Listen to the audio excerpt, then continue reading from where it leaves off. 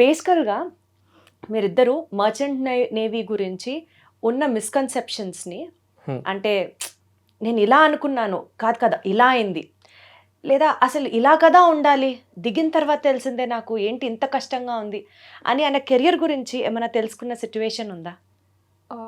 అంటే tough situation లాగా అనుకోవచ్చు మనం. టఫ్ అంటే ఇప్పుడు వరకు ఎప్పుడు ఫేస్ చేయలేదు. బట్ రీసెంట్గా జాయిన్ అయినప్పుడు కింద పడ్డారనమాట 2 డేస్కే. మెట్లు సో జారి కింద పడ్డాను అనమాట నేను. సో అదే ఇలా అయింది ఏంటి సడన్గా అని ఒక 1 వీక్ 10 డేస్ ఒక టైప్ ఆఫ్ అంటే ఇక్కడి నుంచి వెళ్ళిన తర్వాత వెళ్ళిన తర్వాత జాయిన్ అయ్యాక విత్ ఇన్ 2 డేస్లోనే అనుకుంటే కింద పడ్డారు.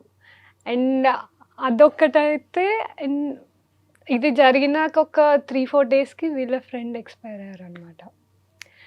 యాక్చువల్గా వాళ్ళ ఫ్రెండ్ అతనికన్నా నాకు కొంచెం ఎక్కువ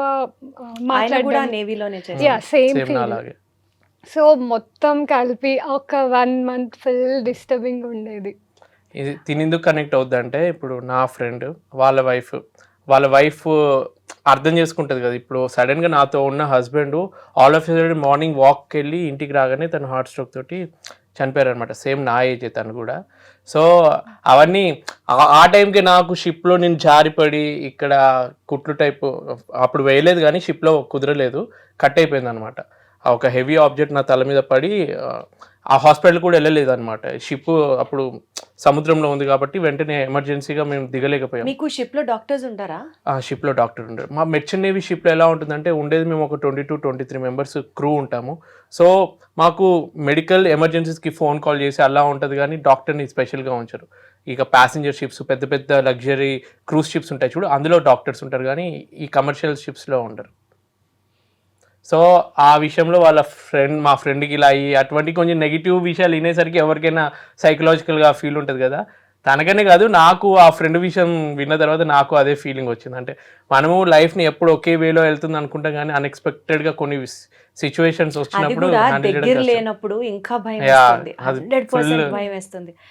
పాపం ఆవిడ ఎంత యాక్చువల్గా వాళ్ళ ఫ్రెండ్ నాకు 2 years బ్యాక్ నాకు చిన్న యాక్సిడెంట్ అయింది. సో ఆ టైంలో హాస్పిటల్లో కొన్ని డాక్యుమెంట్స్ అవన్నీ కూడా పాపం తను హెల్ప్ చేసింది అనమాట నాకు.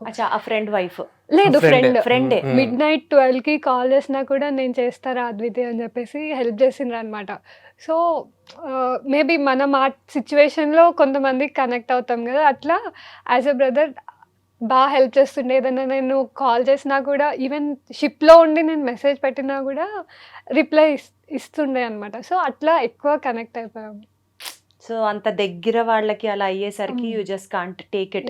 అదే టైంలో ఆయనకు ఒక చిన్న యాక్సిడెంట్ లాగా అవ్వడం, సో ఎక్కువ భయపడిపోయారు. పాపం అండి, అసలు ఎంత ఎన్ని షాకులు ఆవిడకి అసలు బ్యాక్ టు బ్యాక్. నిజంగా అసలు వాళ్ళ ఫ్రెండ్ విషయంలో ఇప్పటికీ నాకు నమ్మాలి అని అనిపించదు. ఆల్మోస్ట్ 6 months అవుతుంది అనుకుంటా, బట్ నమ్మాలి అని అనిపించదు ఇప్పటికీ కూడా. సో బేసికల్గా మేజర్గా మీ ప్రొఫెషన్ పరంగా అద్వితి గారి రోల్ ఉండడం వల్ల ఈ ప్రొఫెషనల్ ఛాలెంజ్ని నేను ఓవర్కమ్ అయ్యాను, ఇట్స్ జస్ట్ బికాజ్ అద్వితి గారి సపోర్ట్ వల్ల నేను ఇవాళ చేయగలిగాను అన్న సాటిస్ఫాక్షన్ ఏదన్నా లెవెల్ ఉందా మీ కెరియర్లో? చాలా ఉంది. ఎందుకంటే నేను వేరే వాళ్ళతో కంపేర్ చేసుకుంటాను. ఇప్పుడు నాతో పాటు వర్క్ చేసే వాళ్ళు ఉంటారు కదా, వాళ్ళ సిచ్యువేషన్స్ విన్న తర్వాత నాకు అనిపిస్తుంది, అబ్బా ఇప్పుడు ఒక చిన్న గీత అని మనం ఎలా డిసైడ్ చేస్తాం, దాని మీద పెద్ద గీత గీస్తే ఇది చిన్నదా పెద్ద అని ఎట్లా తెలుస్తుందో, వాళ్ళ పర్సనల్ లైఫ్స్లో కొన్ని సిచ్యువేషన్స్. ఒక టైంలో ప్రెగ్నెంట్, మా ఫ్రెండ్ వాళ్ళ వైఫ్ ప్రెగ్నెంట్ అయితే తిని షిప్ దిగలేకపోయాడు. ఆ టైంలో కరోనా, ఆ టైంలో ప్రతి కంట్రీలో డిఫరెంట్ రిస్ట్రిక్షన్స్ ఉండి పర్మిషన్ దొరక్క వాళ్ళు దిగలేదు.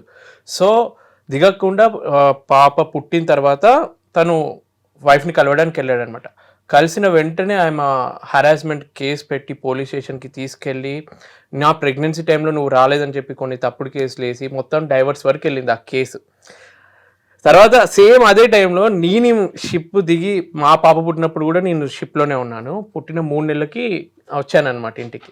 But the way she received మీ అంటే క్వైట్ ఆపోజిట్ అనమాట. ఇట్ డిపెండ్స్, మనకి రాసిపెట్టి ఉంటుంది అనమాట. అంటే లైఫ్ పార్ట్నర్ దొరకడం కూడా కరెక్ట్ వేలో దొరికిన వాళ్ళు నిజంగా అదృష్టవంతుడు. ఎంత సక్సెస్ఫుల్ పర్సన్ అయినా కానీ, అంతెందుకు బిల్ గేట్స్ కూడా డైవర్స్ అయింది. పెద్ద పెద్ద బిలియనర్స్ కోట్లు సంపాదించే వాళ్ళు కూడా భార్య కరెక్ట్ లేకపోతే టార్చర్ పెడితే ఎంత సంపాదించినా వేస్తే. ఇప్పుడు నేను ఈ జాబ్లో సక్సెస్ఫుల్గా మంచిగా హ్యాపీగా ఉంటున్నానంటే 90% ఇంట్లో హ్యాపీ సిచ్యువేషన్ ఉంటేనే ఏ హస్బెండ్ అయినా హ్యాపీగా ఉండగలడు. సో తను కేర్ తీసుకుంటుంది కాబట్టి I feel very happy, lucky కూడా. Very good. So behind successful Rajasekhar గారు there is a woman named Adviti. No, నేనైతే ఒప్పుకోను. ఒప్పుకోరా? అదేంటి అంత చక్కగా పొగిడినప్పుడు ఎందుకు ఒప్పుకోరు? ఏమో, ఏంటంటే తెలీదు మాకు. ఏంటంటే మనకి ఇప్పుడు లేడీస్ని కొంచెం మనం తక్కువ, అంటే సొసైటీలో మన ఇండియన్ కల్చర్లో ముందు నుంచి కొంచెం లేడీస్ తక్కువ అబ్బాయిలు ఎక్కువ అన్న ఫీలింగ్ ఉంది. కానీ ఈజిప్ట్ కల్చర్లో మమ్మీస్ వాళ్ళ శిల్పాలు చూస్తే ఒక రాజు ఒక రాణి ఉంటే రాణి ఇట్లా నడుము దగ్గర చేసి ఆ అబ్బాయికి ధైర్యం ఇస్తున్నట్టు ఫొటోస్ ఉంటాయి. అంటే ఆ టైంలో వాళ్ళకి ఆడవాళ్ళే ఎక్కువ రేంజ్ ఎక్కువ అనమాట. సపోర్ట్ ఇస్తున్న వాళ్ళు. కరెక్ట్. ఆ టైంలో ఆ అబ్బాయికి ఏదైతే చేయైతే వెనక్కి వేసి ఉంటుందో అప్పటి నుంచి ఈ కొటేషన్ వచ్చింది అనమాట. ప్రతి అబ్బాయి వెనకాల సక్సెస్ఫుల్ ఉమెన్ ఉంది అన్నట్టు. సో యాక్చువల్గా చెప్పాలంటే జంతువుల్లో చూసుకున్నా కానీ అంటే ఆడ జంతువులకే కొంచెం ఎక్కువ ఎనర్జీ ఎక్కువ ఉంటాయి అనమాట. సో బేసికల్ గా కూడా పెయిన్ ని తీసుకునే ఎండ్యూరెన్స్ కానీ మెంటల్ గా కానీ women are more stronger than men. ఇది ప్రూవ్డ్ ఫ్యాక్ట్. అందుకే అన్ని అంటే దేవుడు సృష్టించినప్పుడే సరే పిల్లల్ని కనే శక్తి ప్రతిదీ ఆడవాళ్ళకి ఇవ్వాలని ఇచ్చాడు. ఆడవాళ్ళు కాబట్టి భరించగలరు, ఇంకెవరి వల్ల సాధ్యమయ్యే పని కానే కాదు. మెంటల్ గా అద్వితి మీరు చెప్పండి, ఎలా మీరు బ్యాలెన్స్ చేస్తారు? అంటే ఆయన లేనప్పుడు సపోజ్ ఆ సెపరేషన్ ని హ్యాండిల్ చేయడం, కొన్నిసార్లు పాప రెస్పాన్సిబిలిటీ, ఇన్లాస్ రెస్పాన్సిబిలిటీ, బయట పనులు ఇన్ని చూసుకుంటూ ఆయన కావాలి అనిపిస్తుంది, బట్ స్టిల్ ఉండరు. ఆ సెపరేషన్ ని ఎంత మెచ్యూర్డ్ గా మెంటల్ గా హ్యాండిల్ చేస్తారు చెప్పండి? Usually what is Adviti's take on this? పాప విషయం అంటే అది కొన్నిసార్లు నచ్చ చెప్పడం, లేదు అని అంటే కొన్నిసార్లు ఫ్రస్ట్రేషన్ పాపం చూపిస్తా ఆ పాప పైన. బట్ మెయిన్ సపోర్ట్ తనే అనమాట. ఎలా ఉన్నా తీసుకుంటుంది. ఆయన లేనప్పుడు మీరు అసలు ఫస్ట్ ఆఫ్ ఆల్ ఎందుకు అంత ఎమోషనల్ అవుతున్నారు? ఆయన ఉన్నారు కదా, అస్సలు ఎందుకు ఎమోషనల్ అవుతున్నారు? ఏం చెప్పాలనుకుంటున్నారు చెప్పండి ఒకసారి. ఆయన చేయబట్టుకొని గట్టిగా చెప్పండి, ఎంత ఇష్టమో చెప్పండి. మీ కళ్ళమ్మ నీళ్లు చూస్తుంటే చేయబట్టుకోండి, ఫస్ట్ హాయిగా చేయబట్టుకోండి, చెప్పండి ఏం చెప్పాలనుకుంటున్నారు ఆయనకి. అయ్యో, ఎప్పటికీ రాజశేఖర్ ఈజ్ అద్వితీస్ ప్రాపర్టీ. ఎప్పటికీ రాజశేఖర్ అద్వితితోనే ఉంటారు, జీవితాంతం ప్రేమిస్తారు. అద్వితి లాంటి ఒక మంచి వైఫ్ దొరకడం ఆయన అదృష్టం. ఎందుకమ్మా ఎందుకంత బాధపడుతున్నారు? ఒకసారి హక్ చేసుకోండి రాజశేఖర్ గారు. అసలు పాపం చాలా ఏమైంది, ఏం ఆలోచిస్తున్నా అంటే ఇప్పుడు పాప విషయం అడిగారు కదా, ఆ సెపరేషన్ ని మీరు ఎలా హ్యాండిల్ చేస్తారు? మీకు బాగా చూడాలనిపిస్తుంది, బాగా గుర్తొస్తారు రాజశేఖర్ గారు, సో మీరు ఎలా హ్యాండిల్ చేస్తారు ఆ సెపరేషన్? కాల్, వాట్సాప్ ఏదన్నా కనెక్ట్ అవుతే అలా మాట్లాడతాం అనమాట. లేదు అని అంటే ఇంకా బాగా గుర్తొచ్చారు అని అంటే ఆ టైంకి నేను పాప బయటికి వెళ్ళడం, ఏమైనా యాక్టివిటీస్, లేదంటే పాప వాళ్ళ స్కూల్ ఫ్రెండ్స్ ఉంటారు కదా, వాళ్ళ మమ్మీస్తో కనెక్ట్ అవ్వడం, అట్లా మా పాపతో కనెక్ట్ అయ్యి ఆ ఫ్లో అట్లా వెళ్ళిపోతుంది అనమాట.